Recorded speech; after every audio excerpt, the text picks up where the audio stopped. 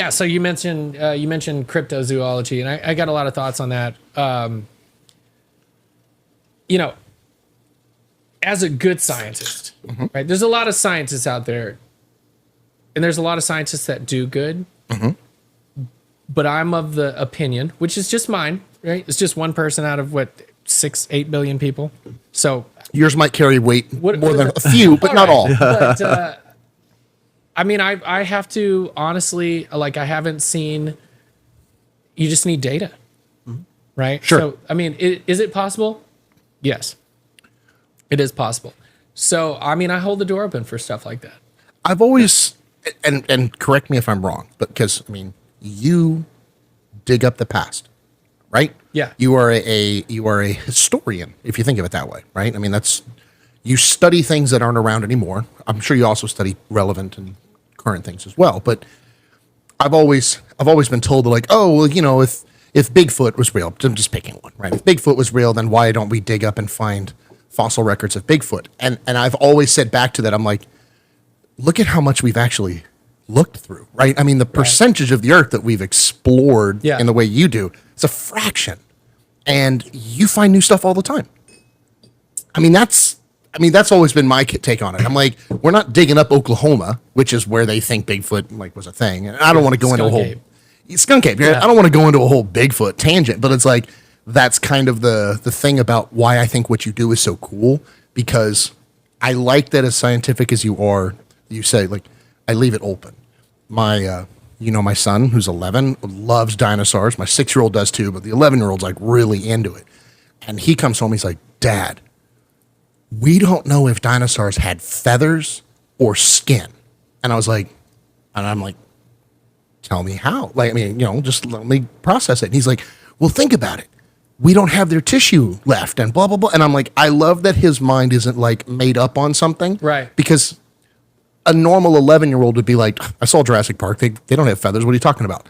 I like that for him. It's like an inquisitive thing. And that's why I told you, I'm like, I would love to let him just shadow. He's like, I will sweep the floors. Yeah, no, let's go. Yeah. He's like, I want to learn about it. And they have found actual mummified remains, not just bones, but actual, that dinosaur? Do you recall it was, are you talking about in the permafrost or whatever? No. So actually, dinosaur mummies, they're quite common now. Oh, they are now. Yeah. What? Yeah.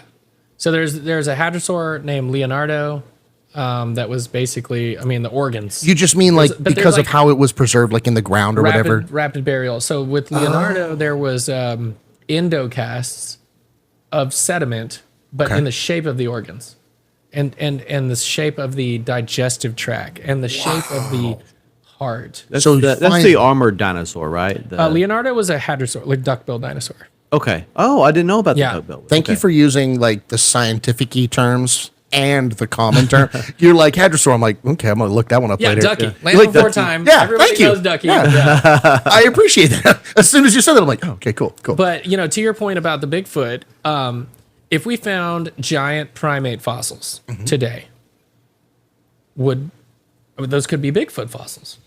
But we wouldn't know. We wouldn't know. We would How just would think, we know? oh, they're giant primates. Yeah, all a fossil can tell you is that these are the remains of something that lived a long time ago. Every once in a while, we get lucky. They found a dinosaur tail in amber, so we have dinosaur feathers. This is a small arboreal, like an Archaeopteryx type, something small like that. But as far as dinosaur behavior, it's completely just a guess. Because that's a fascinating thing. I would think you go to school, and we talked about this before. You were probably going to laugh at me, but we were talking the other night drinking, and I said yeah, my son hasn't decided what he wants to do, and he really thinks paleontology is neat, which I what little boy does not think that's cool? Exactly, but I was like, oh, it's a cool thing, and I misspoke out of my own ignorance, and I said I'm always worried because it's kind of a dead end thing, and he goes, what are you talking about? Can you tell him about I had never thought of it that way, and the way you put it, I was like, you're absolutely right. I would have thought that paleontology was at the end of a career field, but right. you called it the gateway. Yeah, it's a gateway science. So, I struggled with this for a long time. Basically, I love paleontology. I'm fascinated with it. I want to spend my time doing it, but like, what's the impact? It's not solving socioeconomic, Sure. problems. We're not not gonna curing cure cancer. disease. Yeah, we're not doing that. It's not going to solve environmental problems, but what it does do is it opens every door in science to your curiosity, because you're compelled to look for clues. You are drawn into a deeper understanding of our natural world and the relationship of everything in it. So it truly is a gateway science. And I'm working on a new, like, I'm not a writer, but recently I was inspired. I was like, you know what? I got to write a book. I've got to write a book. I need to get this out there. I need to explain it. I need to put it on paper, because the conversations that I have are great, but they're limited. If I put it in print, then it's out there. But basically just kind of articulating that point that it's the everything science, right? If you have culinary skills, you have a place in paleontology. You're probably like, why? Well, like, at the end of a hard day of breaking rocks, you need to eat a good meal, a nutritious meal, a delicious meal. Not to mention the camaraderie that comes from like coming together at the end of the deal and the sharing of ideas around that table. Yeah. Like, yeah, that's So fascinating. if you're a cook, man, you've got a place in paleontology. If you're a diesel mechanic, if you're an engineer, if you're an artist, if you're a surveyor, if you're a mathematician, right? And we need you to do a statistical analysis of why we find more of these than these, or predicting that we should find more of these, or what's the concentration of different because types you do of, like prospecting. So Right. it's like, hey, we need to know, is this a good area to go look at, or is this a complete waste of time? Absolutely. Fascinating. So it is truly the science of everything. It's the gateway science. How about a chicken farmer? Like, I grew up as a chicken farmer. We need to figure out how these skills are going to, Logistics. I like it. Boom. Fantastic. I have hope. Logistics. No, you understand organization, Right. Optimization, right? See, I love this. This is like, Andre is one of my favorite people to like hang out with at the little cigar lounge and talk to, because every time we have had short conversations, and I keep saying, I'm like, okay, we got to stop. Because like, I want you to come in here, sit down where we can actually talk about it. Because like, I was like, okay, well, if you're into paleontology, that you've probably been doing this since you were a little boy. Something fell over in the background. I was like, I figured you'd been doing this since you were like a kid, but you said no, like this, like, so I want to know like, how did you figure out I'm going to be the dino guy in a little tiny town of 5,000 people off of I-35 in Texas, hours from where you go looking for dinosaurs? So like that's the other question, is like, why here and not there? Yeah. Like, that's my question. Like, we'll start there. Yeah, man. I'll give you the cliff notes. So 4 years old, my parents took me to Dinosaur Valley State Park. Yeah. I stepped in a dinosaur track, and that was time travel. That was like the coolest experience. I mean, it was really a lightning strike moment, this epiphany, and literally that gateway science that I talk about, the whole world was unlocked in my mind in that moment. I was 4 years old. My world was pretty small, so it was a lot to take in. But growing up, adolescence, puberty, high school, those get a little distracted from those are not conducive to the hobby of paleontology, right? It makes you pretty unpopular. I figured paleontology, you'd get all the chicks. No, yeah, no. Fascinating. As a 40-year-old with a beard. Oh, okay. Yes, I gotcha. As a 17-year-old, not so much. Because So- it's also it's a family business. Like, I mean, your wife and kids go out on digs and stuff with you too. Absolutely. That's what I think is so cool, is that you've turned it in from a passion of a 4-year-old kid to, okay, like you said, you got a little distracted to the teenage years, didn't we all? To now you're back into young adulthood. Right. So you get through the, angst of teenagerism. Mm-hmm. How did you get back to that 4-year-old child? So after high school is pretty difficult for me. My situation was not. I wasn't able to finish high school for situations out of my control.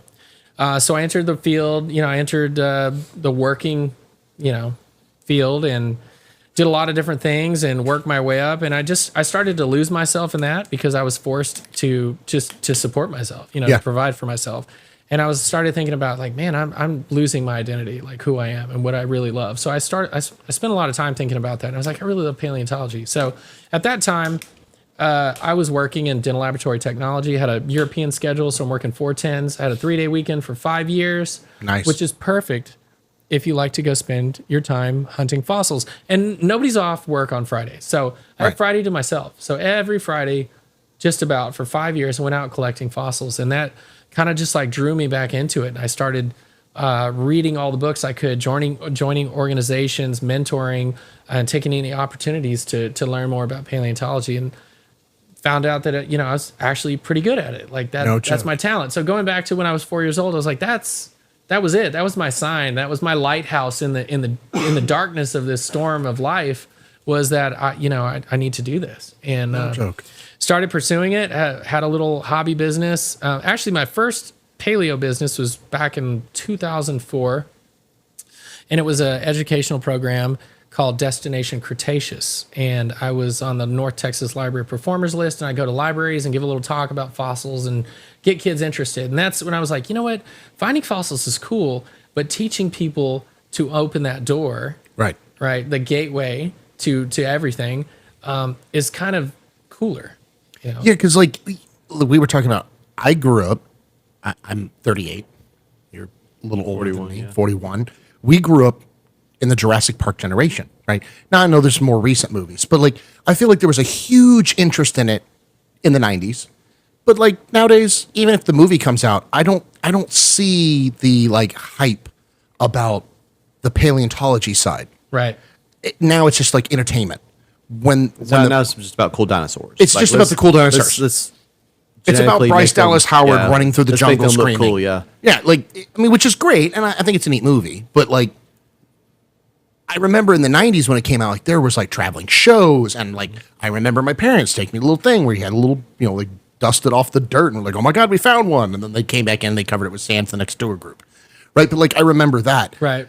So I would think it's more challenging today trying to get kids interested in that, or am I just an old man now not realizing that? I mean, here I am. I got my 11-year-olds interested in it. Maybe it's still just as relevant.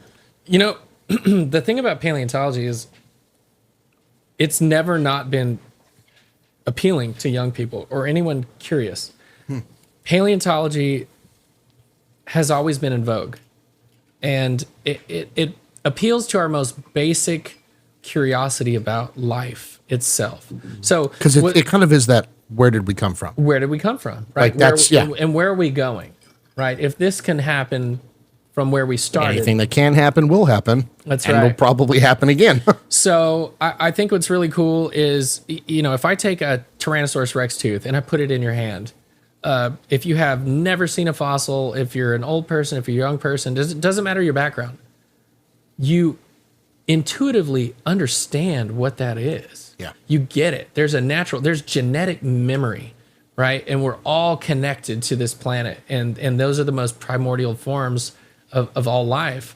Yeah. And so that's really cool. And I don't see any disconnect today. In fact, I mean, Jurassic Park movies aside, they're fantastic. I guess I should have said, like, I was going to say, like, are you a fan or? No, I'm a fan, but as a scientist, I'm like, that's not right. Oh, that dinosaur didn't exist. He's more like Jurassic Park 1 is like, that's a big pile of shit. Yeah. Where did the DNA for that? I'm like, I'm just waiting for them to put my favorite animal. I was going to say, he's probably like my wife trying to watch an ER show or a firefighter show with me. I'm like, I can't watch this anymore. They're using the wrong nozzle. It's the wrong hose. Like, that's not, you don't go through the window. Why aren't you going through the door? That Spinosaurus is inaccurate. My immersion is ruined. But no, I see the interest today as strong as it's ever been. I don't ever think it really wanes. I guess I just thought it did. Maybe it's just because I didn't have that spark, that lightning bolt moment that you had. Right. I enjoyed it. Loved the movies. I still remember my brother buying that. They had the little the claw that Dr. Grant carried in the first movie, the raptor claw. Yeah. And they made a replica of it. My brother bought the replica, and like as a young kid, I was like, "That's so freaking cool!" It's a raptor, claw, not knowing it was a replica. So I want to touch on two things you said. First of all, you're talking about like paleontology kind of being at its end. Yeah.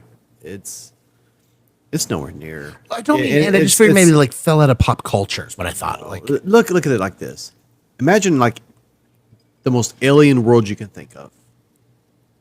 Right? That was on Earth yeah. several million years ago. Like nothing you would recognize today, aside from like maybe we assume a blue sky and like things like that, would be the same. The plant life would be different. Right. Nothing you would see would look familiar if you went far enough back.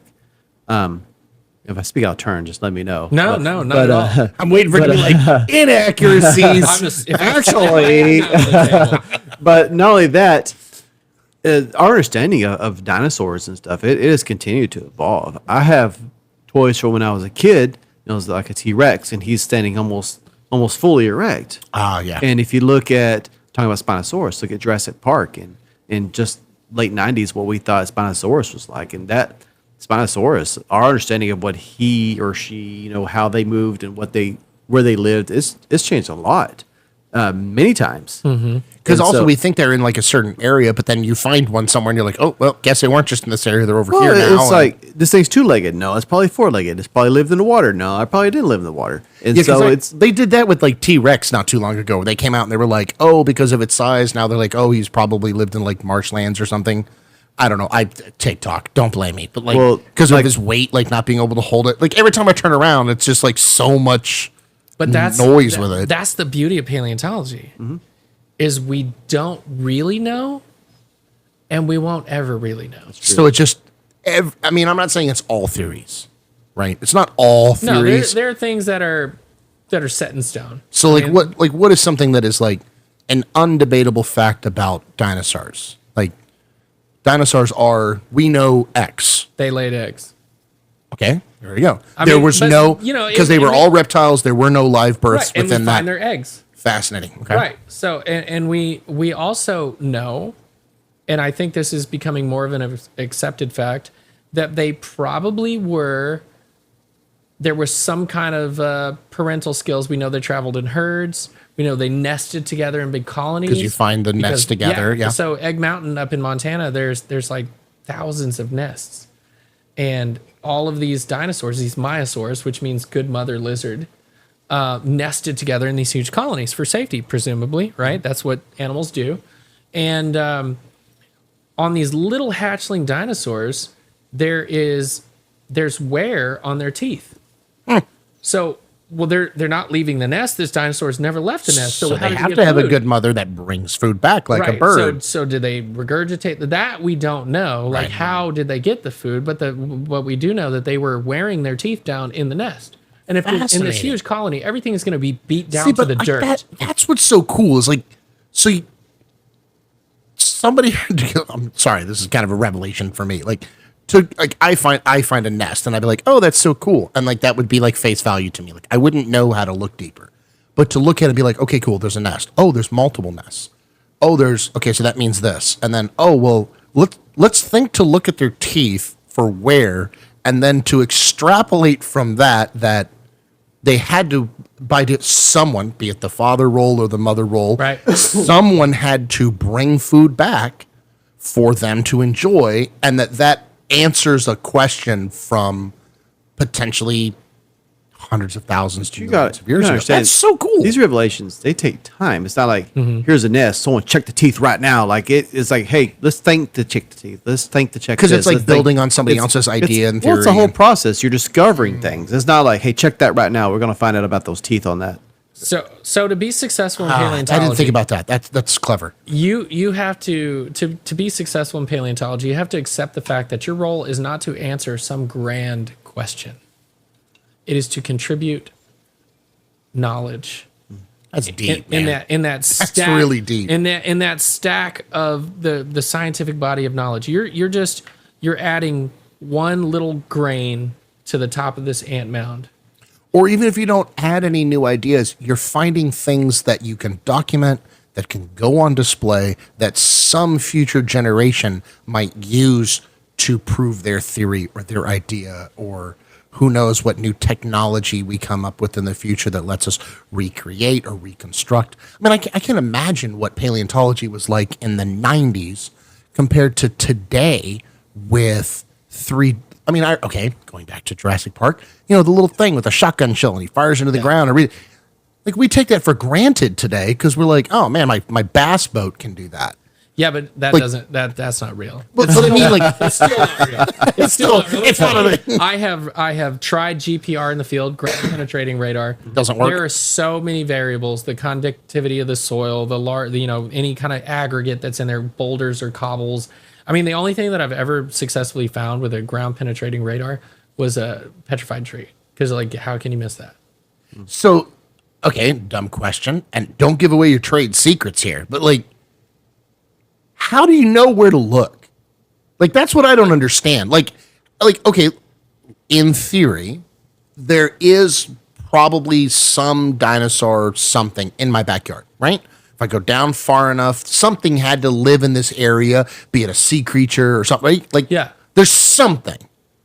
But obviously you don't just blindly, it's not like, what's that Disney movie with the dude with the shovel? Holes, right? Oh, You're not just in the desert digging, right? Well, right. So I think the shortest answer to that question is the surface geology of because it's all about geology. Fossils are only found in sedimentary rock, right? Sedimentary rock was deposited in water.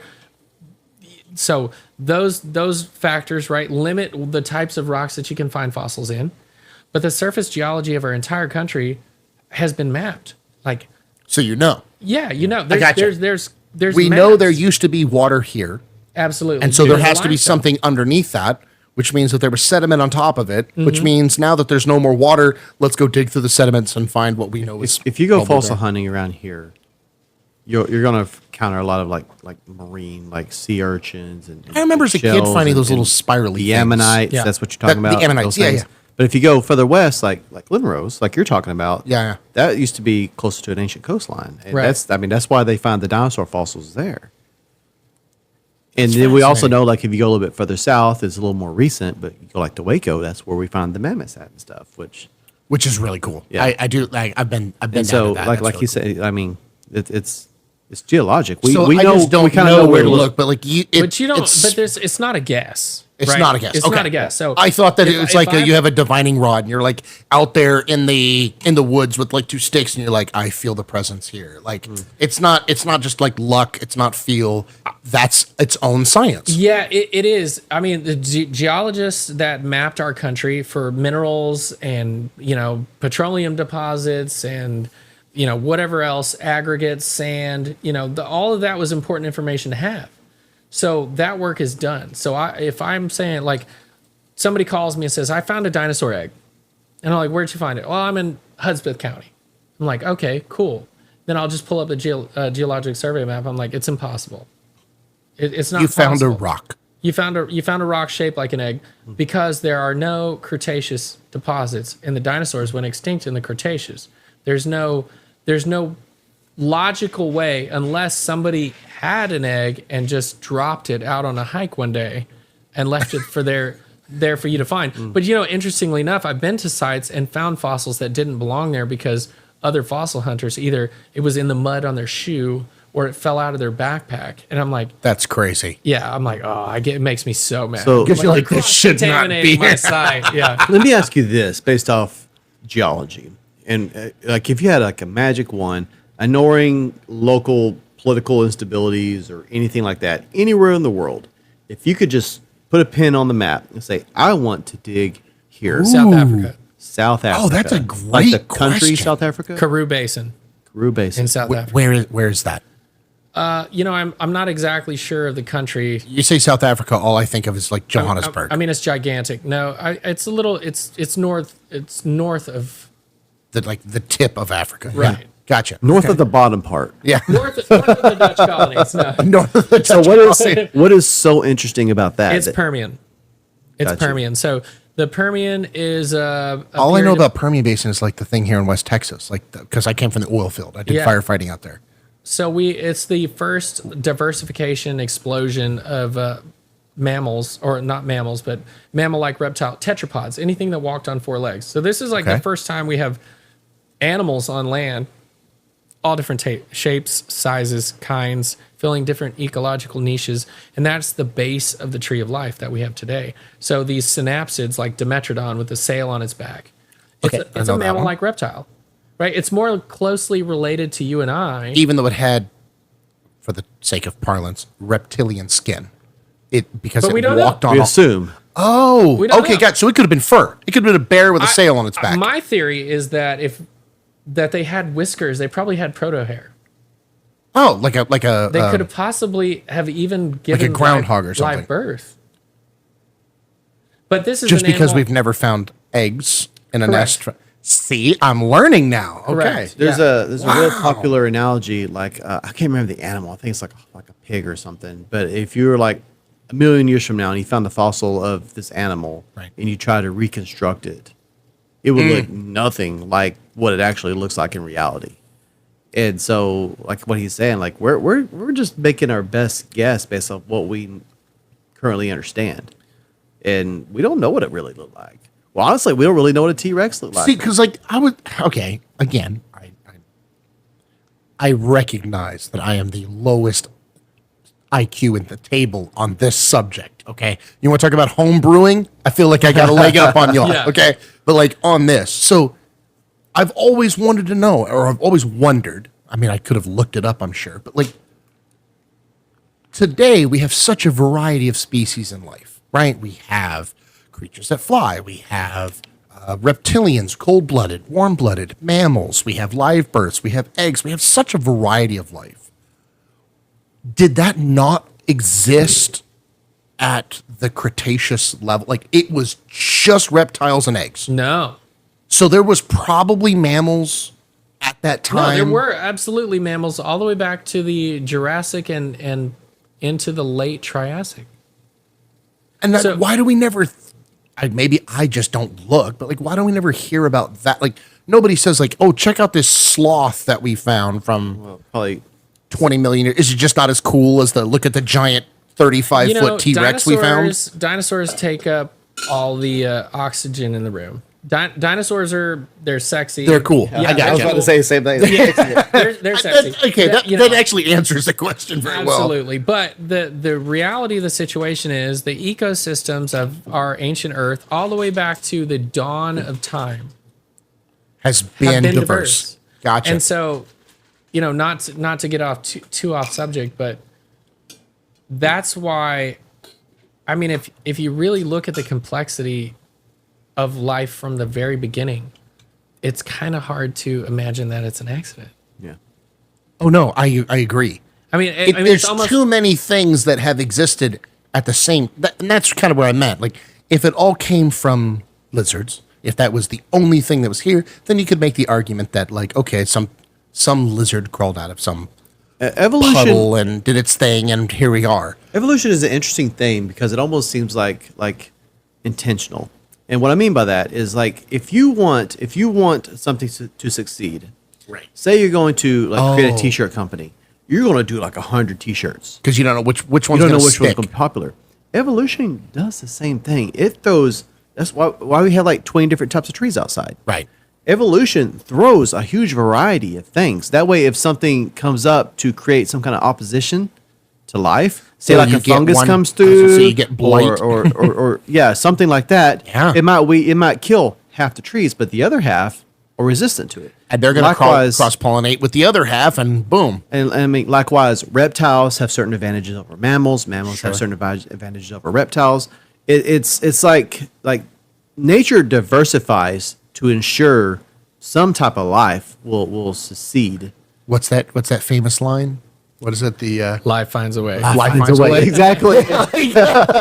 Life finds a way. It does. But I mean, going back to the earliest like Edicarian fossils, which are these like weird blobs, they're completely nondescript, unimpressive fossils. Is it just because they're so old that they're just right? rounded These are like off half to? a billion years old. Okay, I want to hear about this, but I do have a question. Yeah. I have heard people say that like carbon dating is kind of up for debate now because of the like possibility of that we might have gotten some of that science wrong. Like and like you said, not to get off track. Yeah. There are people that argue that the world is only a few thousand years old. There are people that say that it's billions of years old. How does the science actually I'm not going to say no one actually knows for sure, right? We know that. We're making a guess, but no one knows. So what is the science behind no, we're pretty sure it's this because of this. And yes, there's some people talking about that this is up for debate, but so because I hear that all the time. I mean, we can't different- fathom a billion years. Our Right. brains can't even No, calculate look, that. So I have actually 4 or 5 answers to this question. Okay. I'm Some are fascinated by statements, this. Some are answers. So number one, I want to start by saying time is relevant. Right. Okay. So there's people waking up tomorrow today, but we exist at the same time. How Oh, can that because be? of- They're in the yeah, future. yeah. Right. So number one, that's a human construct. Okay. Fair enough. Our designation of time, our measurement of time is wholly within our own perspective as our own finite. How we've quantified it just so that Correct. it makes sense in our brains. Right. So then, Bro's throwing out some physics right now. Yeah, seriously. so all right, and let's I think should have stayed a lot more sober for this. let's think about space, right? Everybody Yeah. agrees space is infinite. Absolutely. Nobody, Right. I'm sure somebody thinks it's not, but yeah. No, we're in a snow globe in Men in Black. No, I think it was a marble. Get it right. it was a marble. I'm It was sorry. a marble. It was on a cat's collar. Yes. I can't listen to the rest of this podcast now. So, Oh, that's great. but can you really comprehend infinite? No. No. No, it's literally No, but you it's accept it, unquantifiable. right? Yes. You accept it as And a we known fact. think arrogantly that we understand that. Infinite. Right. Oh, sure, yeah, it's infinite. So Goes on that- forever. So that is the audacity of humanity right there. Is that we think we understand We it. think we understand, which I we love haven't that answer, even though. begun to scratch the surface. Now, to get back to the science of dating, we know how long a site's going to be radioactive because why? Because we know the half-life. Radiocarbon dating. We know the half-life of these atomic particles. So we know when they break down, when they become less toxic or less. So would the what was the? Oh gosh, I wish I would have written some of these things down. I've heard of the atmospheric pressure was different during those time So many periods, and factors. the cloud cover. Biblically speaking, they talk about the mist that covered the earth or Right. whatever. Would that affect it? Because that's what I've always heard. People are like, "Oh, well, radiocarbon dating doesn't work because of." I grew up in a very small religion, right? Right. And we've talked about this. Yeah. That was always the answer I heard as a child. So it's in my head. Was that, oh, no. The earth was covered by mist and a canopy, and so radiocarbon dating doesn't apply. And now that I'm an adult and I read and do research on stuff, they're like, no, it still does because of this and this and this. So for the random person that might be like me and not understand the science behind it, how does it actually work, and how do we know that it's actually accurate? That's what I mean. So with radiocarbon dating, we can do the same thing that we do with radioactive materials. We know the half-life of these atoms, and we can extrapolate based on looking at what stage it's at, in its decomposition, and How old it is. and how old it is. The problem with that is contamination, cross-contamination, right? It can completely skew. I mean, if you had Even though it's is- buried in the ground for yeah, but it's after we extract it. Oh, I see what you mean. Gotcha. Yeah, it's because an you've acu- exposed it to modern isotopes. Everything. Gotcha. Everything. Gotcha. So there's a form of dating that we use at Texas Through Time, and it's called optically stimulated luminescence. And this is basically very fancy. it's super cool. Okay. So I love you. You actually made a face. He was like, "Oh, new stuff." Yeah. Sexy. yeah, no, it is because I fully grasp it. I fully understand it, and Okay. the ability to eliminate contamination. Now, it's not great for millions of years. Okay. This is pretty recent stuff. So up to 1 million or something like that. Oh, yeah. Super recent. Yeah. Yeah. Okay. I mean, it is in geologic time. I guess. Yeah. If you think of it that way. So basically, we're working in this cave in South Texas, and I reach out to the USGS labs in Denver, Colorado. Dr. Shannon Mahan, and she's- Shout out. shout out to Dr. Mahan. She is the world's leading expert in optically stimulated luminescence dating. So what you Okay. do Is this a relatively new thing? it's relatively new. It's being I've never heard of it. so- perfected. Oh, okay. So what you can do is you can collect a sample of sediment in complete darkness, so it can't be exposed to the sun at all, right? You Okay. can control light, Right. especially in a cave. Oh. Yeah. So you collect this sample, you send it to the USGS lab. I was actually there and helped prep some of these samples, and you're essentially in a dark room. So you got infrared Like light. photography, yeah. Yeah, it's like a photography studio. And we prep these slides, and you isolate the quartz and feldspar grains, and you expose them to like cobalt or something like the radioactive source, and you energize them, and then you measure how fast they lose their isotopes. Their luminescence. Yeah, their luminescence. Okay. Right. Okay, I'm following. They're photons. He's really good at explaining this. Right, If so- I'm getting this, that's So, really good. I mean, what's really cool is like I can explain it like this. If you turn off an LED light bulb, Uh-huh. and There's it that glows, faint moment. Yeah. right? Yep. So a quartz and feldspar grain exposed to a radioactive source will do the same thing, and they'll tell Okay. you how fast that grain loses its photons. You can measure when the last time it was exposed to cosmic rays on the Holy surface. crap. Are we talking like microseconds, milliseconds? I mean, like Picoseconds. Yeah, it's super finite. wow. Yeah. So you can pick. I'm gonna. Well, hold dumb on. this Let me down. Oh, yes, let me please, ask go something. ahead. Okay, so the dates you're getting from this process, how are they correlating with the carbon dating process? Ooh, that's a good question. Do they back it up? So it is very expensive to do any of this dating. So if we choose one dating method, May I ask? I'm just curious. What do you mean by very expensive? When I think of dinosaurs, I think of millions of dollars for a skeleton in a museum. So like right, to sell the specimen, but for dating, I mean, it could be like thousands of dollars. Yeah, thousands of dollars. Wow. Thousands of dollars per sample. Wow. And if the lab deems the sample, unacceptable or contaminated You still or whatever. paid for it, Just yeah. like I used Yeah. to work in environmental, so we had No refunds. custody seals, and sometimes for water samples for VOCs, Right. we had to keep them at temperature. And if they arrived at the lab and Below the they're temperature. too warm, they're like, we're going to reject these. So what did you what was your cost to extract those samples, to collect them? Yeah. So it can be very expensive. I mean, that's just to process them, but to get there and collect them is another It's a added whole nother cost. Yeah. Wow, fascinating. So What about I didn't mean the- to cut you off. Like you Did though? What about the correlation? Like, Yeah. how close are they? Are they supporting each other or? I think they're pretty close. From what I've seen from publications, I chose OSL because the contamination, right? Cross contamination. I mean, it's a lot easier to eliminate. because even the light margin pollution. of error on that, if you're off by 1% over potentially millions of years, 1% is a huge chunk. Also, Like I didn't think about that till just now. Like right. you were like, how close are they? I'm like, I'm thinking in my head, like when I'm doing my my home brewing stuff, I'm like, oh, I'm within a degree or two of like my gravities, but I'm like over the span of time that you guys are talking about, that's insane. Yeah. So since we're talking about carbon dating and age and things like this, you and I, we're 41. We grew up probably in a time when dinosaurs were millions of years ago. There's no mummies. There's no tissues. There's no way. It's just so old. Something I've been wanting to ask you is I remember several years ago they were talking about, and I'm not a creationist. I'm not.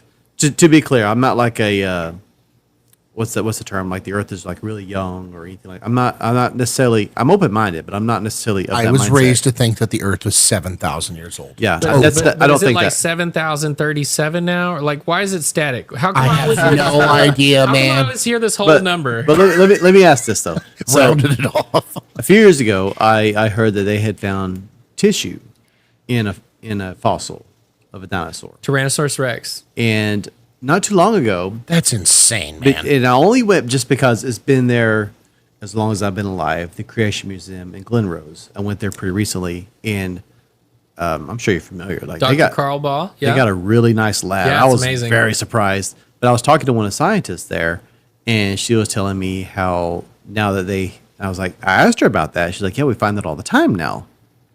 And I was like, well, why did they not find it before? And she said basically, just because we didn't think to look, because we just assumed everything was so old. I'm curious from your perspective, is this something that you agree with? Like they are finding this and this is accurate, or what are your thoughts on this? No, so 100%. The problem with paleontology, and it's not as bad as archaeology. If there is a theory of how things are, then that's canon. I was going to say We spoke talked to- about Egypt before. Archaeology is like don't- hardcore. He spoke to this at the pub the other night, or the lounge the other night, because I said something and I said, "What you said there's certain things you don't challenge simply because of maybe the name attached to it." Right, absolutely. I mean, it'd be like if I wanted Israel Bowman from Hillsboro, Texas, wanted to challenge Einstein. That's a huge burden of proof to overcome. absolutely. Well, let him explain this. I want to hear this. So there are schools of thought, there are accepted facts that are basically the laws of these sciences that people just don't go near. And for a long time, people were just dissuaded from looking or thought it not possible because they were told that this is the way it is. Right? These fossils could not possibly contain soft tissue, so why waste your time looking? But Mary Schweitzer, in a specimen called B. rex, found soft tissue in a dinosaur. You say in the dinosaur, just to clarify. In a femur, actually. A femur broke in half. He collected some samples. Gotcha. They found collagen. That Stretchy is so wild. collagen. Wow. And In a In the bone. bone fossil. yes. Wow. So the school of thought up until that discovery was that it is impossible, not possible, for soft tissue to preserve for 65 million years.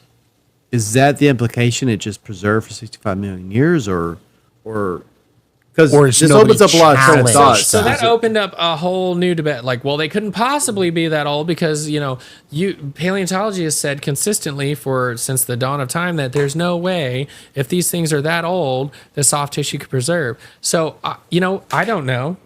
I'm not the guy. Yeah. I do know that I read these papers and I appreciate everybody asking these hard questions and adding their little grain to the top of the ant pile. Yeah. Because that's what we're doing. That's so wild. Because to me, that opens like several possibilities. I'm not saying I subscribe to any of them, right? One being makes you that ask questions. tissue Yeah. can survive that long. Two, maybe there are specimens that did not die as long ago as we thought. Or three, which I don't subscribe at all to this, like the Earth is everything's just way more compact than we thought it was. Which I guess is possible. I just don't really think it's the truth. But what are your thoughts on that? I mean, you think are you just kind of waiting to see how it shakes out, or Is it just because nobody has challenged that point yet? Or challenged that science? Waiting Waiting for the next young 4-year-old to step in that track and say, I want to answer it? Our full comprehension of the process of fossilization is incomplete. We don't See, know. I didn't know that. I mean, I really thought that'd be like settled. We don't know. I mean, there's Lagerstadts. Like I dug a site up in Montana in the Heath Formation at a site called Bear Gulch, Okay. and there's Mississippian aged sharks and fish. That's so crazy to find sharks in the mountains. So these are 318 million years old if you go by the traditionally accepted geological dating. Gotcha. They're so well preserved that you can see the vascular systems. From 300 million years ago. 318. Oh, sorry. Yeah. from growing up in the 90s, being raised to believe all we have are bones, there'll never be a mummy, we'll never find tissue. That is the wildest thing to think I guess of that's the actually other finding. thing. Yeah. Like, I think that's why we have our generation has such a hard time because we grew up thinking no, that's not possible. Jurassic Park's it's just It was a fantasy. Yeah. Another incredible thing, and this goes back to, time is relative. Like, do we really understand? No, we don't. We need more data. That's just is the Earth older or younger? I don't know, but we'll find out. Yeah. We'll get closer to finding out. But there was a specimen found called. My brain is just It's- fracturing over here at the I'm trying to comprehend this. It's called the burning tree mammoth. Burning tree mastodon, pardon me. And when they excavated this thing, they collected samples of the kind of soggy sediment around it. And they found all of these bacteria that are only present in the gut. Dozens And it was still alive. They're still alive.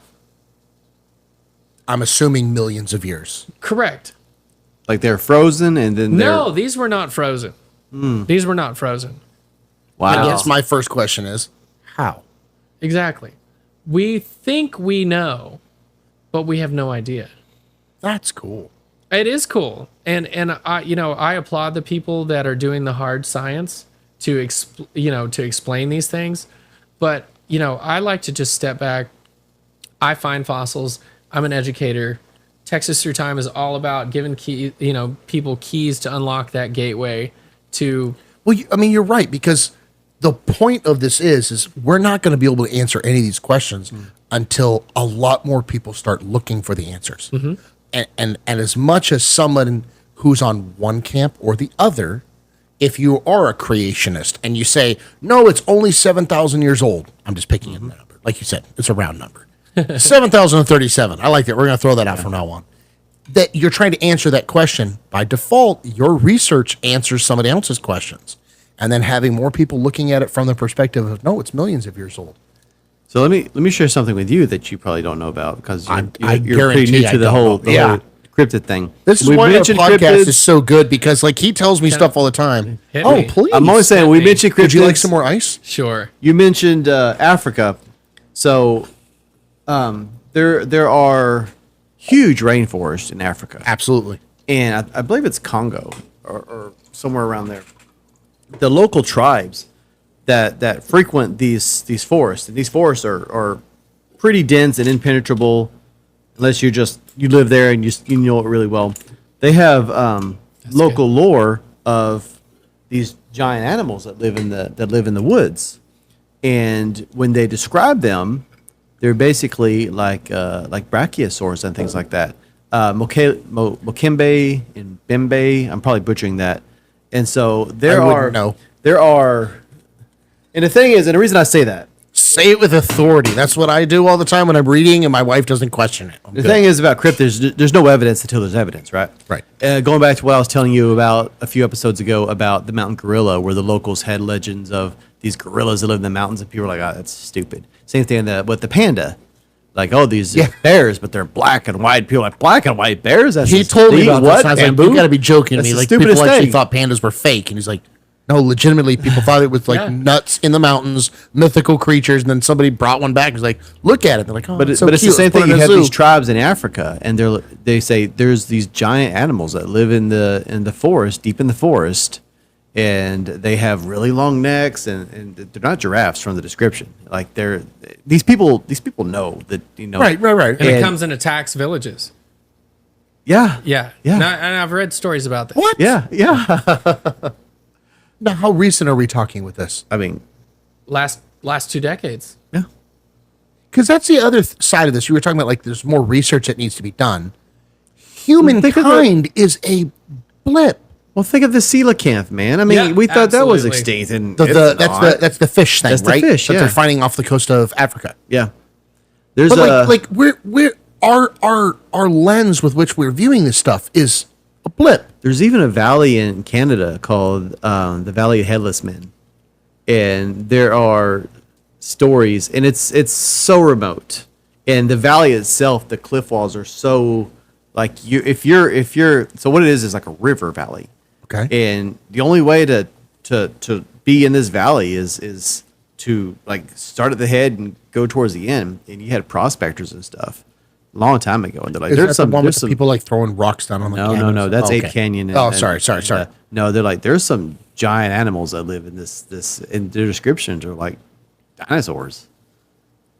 I mean, it wouldn't surprise me, honestly, if modern science, if somebody like found because we still find like undiscovered tribes and stuff, and we preserve them in nature. It wouldn't surprise me if we found an island or something that had like prehistoric life. You were telling me about the like permafrost that we're finding. This is fascinating to me. Obviously, I can't comprehend the time. Like, the oldest dinosaurs on record are how old? 65 million years. Okay. Well, wait, you said there's stuff like 318 million years. Oh, that's like fish. Right. Okay, sorry. Yeah, So like dinosaurs. You asked about dinosaurs. I'm sorry. Get I'm sorry. back. Sorry. I was like, wait a second. I know numbers. I mean, okay, so 65 million years ago, what we would think of as like lizard teeth, claws, dinosaurs. Right. Okay. Versus today, I'm trying to like process the time period here. How do we like? Man, this is like really deep. There are dinosaurs that you'll see at the museum that lived further apart than we lived to them. Okay, because Yes. we talked about this once before with the like, and I'm probably butchering this, and I'm sorry if I'm wrong, but like Cleopatra lived closer to the invention of the iPod than T Rex to like name an older dinosaur, right? Like, Right. like the trying to put a timeline to it. Right. So like 65 million years ago was like what name a like a I guess a popular dinosaur. Like what was Triceratops, Tyrannosaurus Rex. okay? So that those are the oldest. Yeah, Pachycephalosaurus. Okay, No, so- not the oldest. Those are the youngest. Oh, okay, So the gotcha. fossil record, like counting down. And so, Okay, that's what I mean. So like sidebar. So like an old dinosaur would be like a what?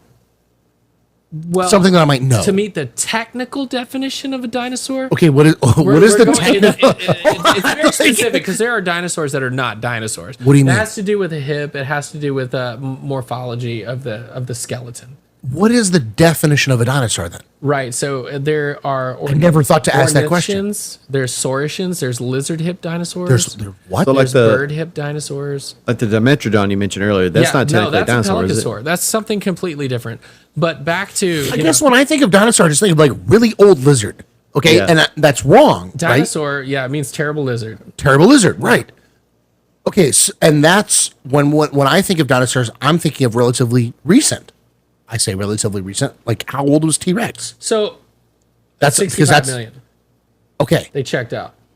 Check your impact. Versus what you and I were talking about But then mammoths. That's a relatively recent. they were alive. We have evidence that they were like Wrangel Island like 4,500 years ago. Holy crap! We were alive when they were. Oh yeah, well, 100%. and I know that because we hunted them. Yeah, we hunted them. But you were talking about how Clovis, they- New Mexico. Yeah, and he was telling me about how they're finding them in the permafrost, and because you were talking about like the black market of like people find like mammoth legs Yeah, that are it's still meat. I've seen mammoth leather boots. Oh my god! Oh, okay, I gotta get those. Yeah. like I want that now. Mammoth Like, ivory. Because in the Siberian tundra, as the permafrost is it melting, treated like there- other ivory that it's like super taboo? It's a little bit. No, it's not. I mean, it's Okay. well. There's a lot of states and cities have started banning fossil ivory because Okay. they're just too closely related to ivory. Don't people they're make a too living off ignorant that to know the difference. in like Siberia? They're too ignorant to know the difference. Is this from a modern elephant or is this from an ancient elephant? And rather than be educated, it's easier just to do an outright ban. Wow. But there I are- honestly did not know it was that recent. Yeah, I mean, like 4,500 New years York, ago, that's not that long. California, there's a handful of states. So, like Waco, New Jersey, for Waco's sure. right here. They have mammoths. That's only like 4,500 years ago. No, those are older. Oh, okay. So, what's the range? Maybe that's the question I'm not asking. So, Mammoths, there is there's as like a- recent like, as there's like 4,500 years. 100,000, 150,000, 200,000 year range of. Wow. But elephants, And that's the descendant. Elephants would have come like from that. I mean, Yeah, what, proboscideans. adaptation, evolution, whichever route you want to go. Mm-hmm. They're the descendants of mammoths. yeah, but there's so many like mammoths actually like. Man, we can get deep into elephants. There's like gomphotheres and there's prodinotheriums and there's So there was. Dagomastodontines. So when I say mammoth and then I say elephant, that's only two steps, but there's multiple other steps that were between. Correct me if those. I'm wrong, but it's almost like saying Neanderthal and Homo erectus. We're all home, we're all Gotcha. Yeah. They're all from the same tree, There's- but it's lots of branches to get from that to this. absolutely Okay. So there's a huge spectrum. I guess that's the only two I've ever really thought about or known. Oh man, there's shovel tuskers, and you should get into it. Like, There were some ugly ones, man. yeah, there were some really bizarre. Yeah, there are some really bizarre elephants in the I fossil guess, like you record. said, the ones that we know about are just the ones that are like, I like your Popularized. parlance, sexy. Yeah. The ones that are talked about. Well, the one he's talking about, the shovel tusks, I mean, they're not sexy. Let's just be No, honest. they're not. They look good. They look like they It came looks from- like a spoonbill. They look like they came from It Arkansas. looks like, yeah, you go to the zoo and you see the birds, you see the spoonbill, and you're Yeah. like, oh, that's a dumb looking bird. You know? Let's put that on an elephant. and then you were talking about in a previous conversation we had, you were talking about that like people are actively. I mean, we've been talking about this since the '90s, going back to Jurassic Park. I remember when that came out. Fantastic book. If no one has read the book, go read the book. It is a fantastic piece of literature. Okay, and it will spark your curiosity and maybe lead you down a path of something else. But the thought, like in the book, the premise is that, okay, we're going to find old DNA and we're going to redo this. And nowadays we have a lot more technology. Obviously from the 90s till today, it has progressed. Yeah. In the 90s, they talked like this was right around the corner. Because like when that book was written, it was kind of a cutting edge science. Like, oh, maybe in a few years we can have this. Right. But like you were telling me, there's literally companies that are potentially about to actually do this. But they're not talking about bringing back super, super old stuff. Is Right. that just because we don't have enough like We don't have material? enough, we don't have enough intact DNA. Okay, but they want to actually There's- bring back some, I guess, more modern. So Right. when they talk about bringing mammoths back, because that's one of the companies. There's a company in Siberia, Here Russia, in Dallas. in Dallas. Wow, Yeah. I didn't know that close. Oh Yeah, my it- God! It's called Colossal Bioscience. Oh my God! They're gonna bring back the dodo, Cool. the mammoth, and the Tasmanian tiger. Nice. So Tasmanian tiger, we have pelts, we have other tissue samples in we got- jars. Gotcha. We have Because DNA. that's only dodo. we that's have only a bones. couple hundred years. Yeah. Gotcha. No, okay. I mean the Tasmanian tiger, we have pictures of. less than 100 years. Yeah, Yeah, we have videos of it. I mean, Yeah. it's yeah, pretty recent. yeah. Because we thought it was extinct, then we But found one, but then we put it in also might captivity. not be extinct in the wild. Exactly. Yeah. Because it could still be in some remote area. Absolutely. There's been a lot of sightings. But how fascinating is that from a, okay, you say paleontology, which is the study of really, really, really old, versus what's the more modern? Paleontology, okay, I'm going to ask you another stupid question. Paleontology, in its definition, is what? It is the study of The remains of past life. okay. But So you got paleontology is the does study that cover of- everything from like animals. 10 years ago to 65 million years? So paleontology. So the technical definition of a fossil is something that's 10,000 years old or older. Animals. Wow, that's actually a lot more recent than I thought. Yeah. No. So if you're 10,000 looking at a lot changes Tasmanian- in 10,000 years. So a Tasmanian That's tiger biology. is just biology. Yeah. Or zoology or Wow. Cryptozoology. I would have thought thought that would have fallen under like the scope of something much older. so you got paleontology is the study of the remains of past life. You Okay. have paleoanthropology. The study of past life and how it behaves. The study of the origins of our ancestors. And then you have anthropology, which is a little bit more recent. And then you have archaeology, which is culture and civilization. So there's this Oh. there's even this spectrum within those sciences. That's a really great breakdown though. Okay. All right. Yeah. But the thing about cloning, like you're talking about, is just like they had with this is one thing Jurassic Park probably got right is you have to fill those gaps with something, right? Right. And so, like he said earlier, 'Cause there's even missing if pieces. we cloned these things, we don't know if that's exactly what they look like or not. Right. So we're gonna use the Indian elephant for the mammoth. That's To what they fill in the decided. gaps. Yeah. That's going. I'm excited. That's me cool. too. I'm not gonna lie. Like in the scope of like people spent. I took my kids to Disney, right? I mean, we're talking thousands of dollars to go see a human being dressed up as a mouse. All right, all right. Let me just put that out there. Just imagine Texas in 20 years though. We won't have cows anymore. We'll have mammoth farms. And that's what I was getting at. Because, like, at some point in my lifetime, I mean, I'm 40 years old. I potentially have another 50 years, right? Within the next 50 years, there is the possibility that I could, go to HEB and buy a mammoth steak? I don't know if you want to eat a mammoth. Like I've talked to some modern hunters who've eaten elephant, right? And they're an elephant. They're Never even proboscis. thought about that. But yeah, okay. It is coarse.